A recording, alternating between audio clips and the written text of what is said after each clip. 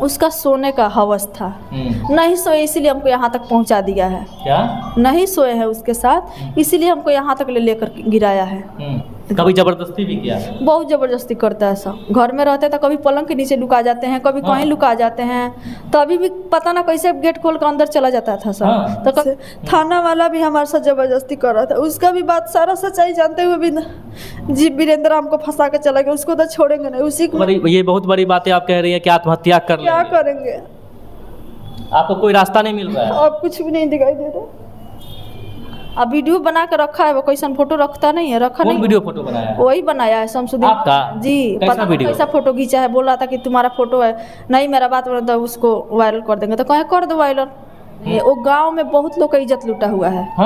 गांव में कोई ऐसा बेटी बहन नहीं है उसको बकस दिया है।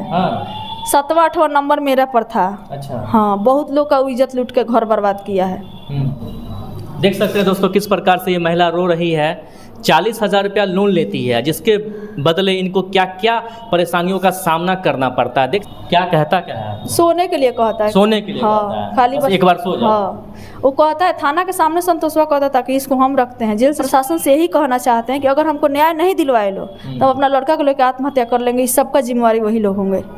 हम लास्ट बारी हम बयान दे रहे हैं यहाँ पे। लेके चला गया गीतांजलि होटल में बगहा में, वहाँ पे ले जाकर हमको वहाँ पे जबरदस्ती करने लगा। कहाँ ले गया था? बगहा होटल में। होटल में लेके गया जी, सटना मत माधरचोद में। भगा दी वहाँ से, मार करके भगाने के बाद भी हमसे नहीं कागज़ बना रहे थे। हम कहने मेरा पति आएंगे ना तो हम पहले बात कर लेंगे तो कागज़ बना देंगे। उसके बाद हम नहीं उसका बात माने तो वो भी हमको मैंने बार बार बेतिया चल जाता था। कहता था कि हम तुमको नेपाल ले चलेंगे, तुम मेरे साथ रहो, मेरे साथ सोएगी, सब मैटर का सॉल्व करा देंगे। तो मैनेजर बोला कि तुम्हारा कौन लगती है? तब बोला शमसुद्दीन भैया कि मेरा पत्नी है। तब बोला पत्नी है तो आधार कार्ड दिखाइए। तब बोला कि आधार कार्ड नहीं ले आया, 2,000 रुपये पकड़िए, इससे हमको 10 मिनट खातिर मिलने दीजिए। अच्छा। बाद हमको सीढ़ी के नीचे दाब दिया था। होटल में? हाँ, होटल में जो सीढ़ी पर चढ़ा जाता है उसके नीचे हमको दाब दिया था। अखबार में पकड़ लिया था वहाँ शमसुद्दीन वहाँ पे पकड़। घर 21 छत पे खुलाएंगे, ऊपर हम रहेंगे, नीचे तुम रहेगी। खाली रात में हम सोने आएंगे तुम्हारे। रात में सोने आएंगे? हाँ, रात में हम ऊपर खोली सोने, कोई नहीं जानेगा।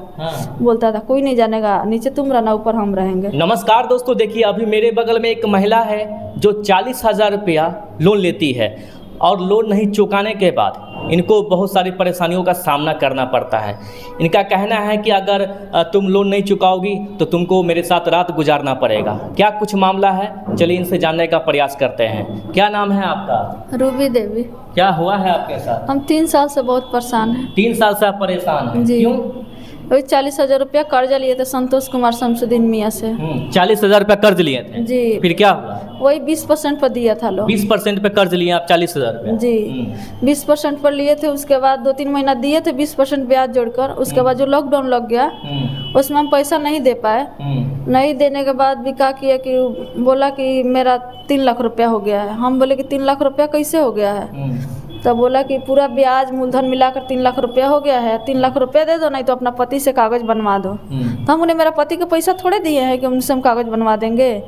तब बोला कि नहीं वो कागज बना देंगे तो हम लोग जितना दिन कहेंगे उतना दिन रुक जाएंगे। तो हम उनसे बताए नहीं थे 40,000 रुपया लिए थे, तो उनसे नहीं बोले थे हम, इसलिए कि जो पैसा दिया था शमसुद्दीन में वो हमारे हाथ में नहीं दिया था।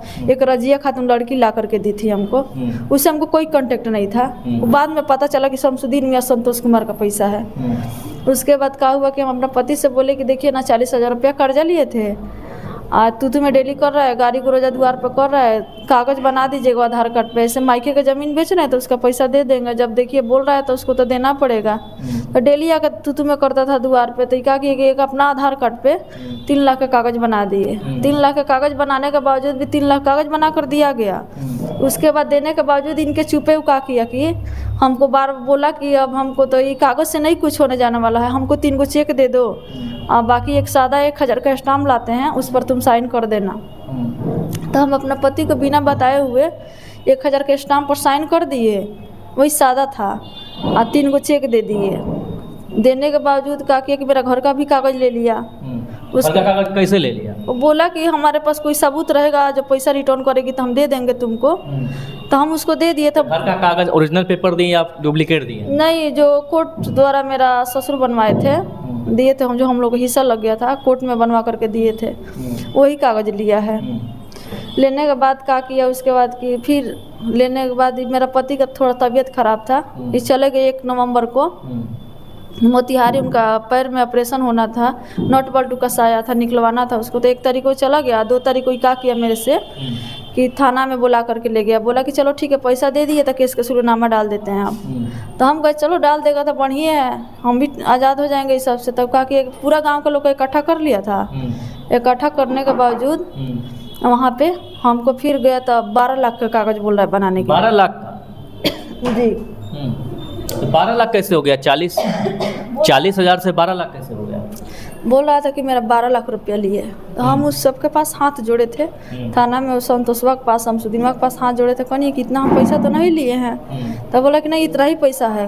तो वहाँ पे गए तो दोनों मैंने इधर से एक चटकनों मारा, इधर से चटकनों मारा। कौन मारा? दोनों, संतोषवा शमसुद्दीनवा। आपको मारा? हाँ, धक्का मार के हमको वहाँ से भगा दिया। कह रहा संतोषवा शमसुद्दीनवा से इसको सटना मत माधर चौध में। भगा दी वहाँ से। मार करके भगाने के बाद भी हमसे नहीं कागज़ बना रहे थे। हम कहने मेरा पति आएंगे ना तो हम पहले बात कर लेंगे तो कागज़ बना देंगे।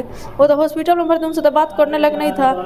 उसके बाद क्या किया कि रास्ता रखवा दिया सब। क्या रखवा दिया? रास्ता जो थाना में रास्ता रहता है, जो कैदी सब बांध के जाता है, व्हाइट कलर का रास्ता रखवा दिया। कह रहे अभी इसका पैर हाथ बांधो, कागज़ नहीं बना रही है तो जेल भेजो इसको। तो उसी के डरे हम जैसे बोलते गए वैसे कागज़ बना दिए। कागज़ बना। किस चीज़ का कागज़ बना? वही बोला कि हमारा 12 लाख रुपया हम लोग लिए हैं। अच्छा, कितना साल हुआ था जो ये बात हो गया कि 12 लाख रुपया हो गया? वही तो कितना में कब लिए थे लोन? वही लोन यही 2021 का बात। 2021 में लोन लिए जी। और ये जो 12 लाख का मामला है वो कब आया? तो लास्ट में कागज़ बनवाया जो नवंबर में। नवंबर 23 में? 2023 नहीं, वो 21 में। हाँ, चौथा महीना में पैसा दिया था। और जब उसके बाद फिर 2 अक्टूबर को थाना में कागज़ बनवा लिया। थाना में कागज़ बनवाने के बाद भी वहाँ पे मेरा पति से साइन नहीं हुआ तो उसके जगह पर रजिया खातून साइन कर दिया। हमसे एक जगह साइन करवाया था। वही कागज़ 3 गो चेक ले लिया, चेक बाउंस करा के हमको लगा धमकी देने। अब लगा उसके बाद हमको ब्लैकमेल करने, कह रहा था मेरे बात मान जाएगी तो तुमको कहीं कुछ नहीं होने देंगे। मेरा बात मान जाएगी तो कहीं कुछ नहीं होने देंगे? क्या बात मान जाएगी? मेरे पास सोएगी, मेरे साथ रहेगी तो तुमको कुछ होने नहीं देंगे। शमसुद्दीन मियाँ बोलते थे। क्या बोले थे? मैंने मेरे पास सो जाएगी, मेरे साथ रहेगी तो तुमको कुछ नहीं होने देंगे, तुमको जेल भी नहीं जाने देंगे, मेरे बात मानो। तो ऐसे हम नहीं कुछ सोच रहे थे, ऐसे ही कर रहा था, करता था जेल नहीं। उसके बाद चेक बाउंस करा दिया। चेक बाउंस कराने के उसके बाद नहीं मानता, चेक बाउंस करा दिया। चेक बाउंस कराने के बाद क्या किया, उसके बाद लगा द्वार पे नोटिस आने। तो उसके बाद हम घरे पर रहते थे तो हम बोले ऐसे तो थाना में, फिर थाना में गए, वहाँ पे दिखाया सब कागज। जब कुछ नहीं बोला कि फिर 53,000 रुपया जमा कर दो, 50,000। तो हम 53,000 गाँव के लोग से किसी से 200, 400, 500 इसी तरह ले करके 53,000 रुपया इकट्ठा करके जमा कर दिए थाना में। जमा करने के बाद तब भी हमको नहीं बख्शा। फिर उसके बाद मेरा ज़मीन भी बेचवा दिया।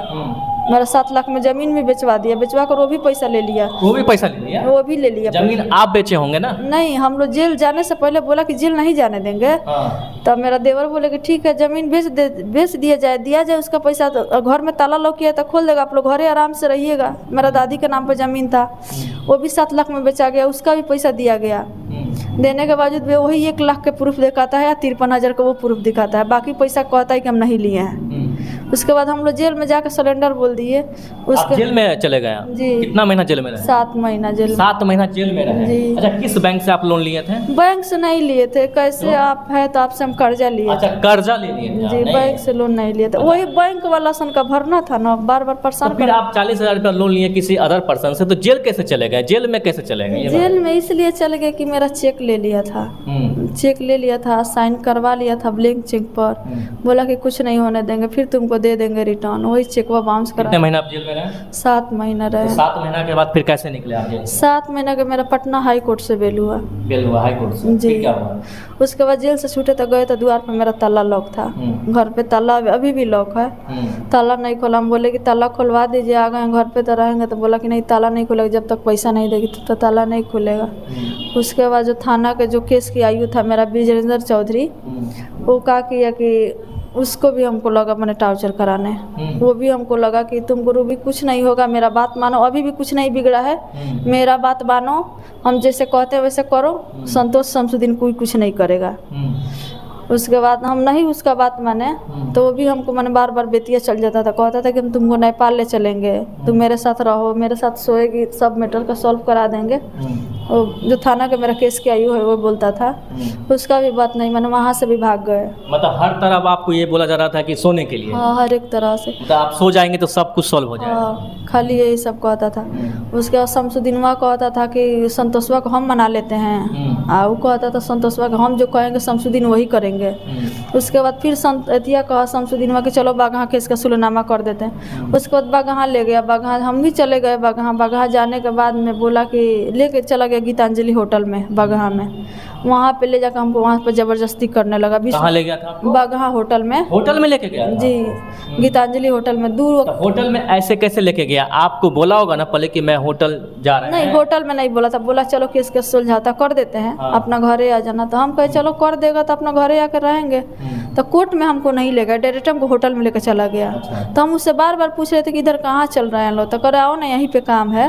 मैंने बताता था कि वकील के डेरा पे चल रहा है, यहाँ पे काम है, हमसे यही कहता था खाली। तो हम चलते गए। अब वहाँ पे ले जाकर हमको ऐसा ही काउंटर था, वहाँ पे बैठा दिया था। वहाँ पे जो मैनेजर बैठता है वो नहीं था, तो मैनेजर आया तो पूछा कि क्या बात है बताइए। तो बोला कि ठीक है हमको इससे मिलना है। तो मैनेजर बोला कि तुम्हारा कौन लगती है? तब बोला शमसुद्दीन ये कि मेरा पत्नी है। तब बोला पत्नी है तो आधार कार्ड दिखाइए। तब बोला कि आधार कार्ड नहीं ले आया, 2000 रुपये पकड़िए, इससे हमको 10 मिनट खातिर मिलने दीजिए। अच्छा। तब मैनेजर बोला कि नहीं यहाँ पति पत्नी का रहना अलाउ है, इस यहाँ पे दूसरा कोई नहीं ठहर सकता है। वहाँ पे नहीं वो माना। तो उसके बाद हमको सीढ़ी के नीचे दाब दिया था। हाँ, होटल में? हाँ, होटल में जो सीढ़ी पर चढ़ा जाता है उसके नीचे हमको दाब दिया था, अखबार में पकड़ लिया था वहाँ शमसुद्दीन वहाँ पे। पकड़ने के बाद हम लगे वहाँ पे रोने, तब मैनेजर उसको डांट डपट कर भगाए, बोले यहाँ से जाइए आप लोग, जब आप लोग को मना कर दिया यहाँ पे नहीं मिल रहा था, यहाँ पे क्या कर रहे, निकलिए यहाँ से जल्दी। तो वहाँ से भगा दिया। तो फिर रास्ता में बोला कि चलो यहाँ तक ले हमारा बात मानी नू, फिर कभी आया जाएगा, तुमको आधार कार्ड लेकर नहीं आना चाहिए था। वो बोला हमसे, ले आकर हमको लौरिया तक ले छोड़ दिया। वहाँ से रामनगर चला गया, हम यहाँ से बेतिया चले आए।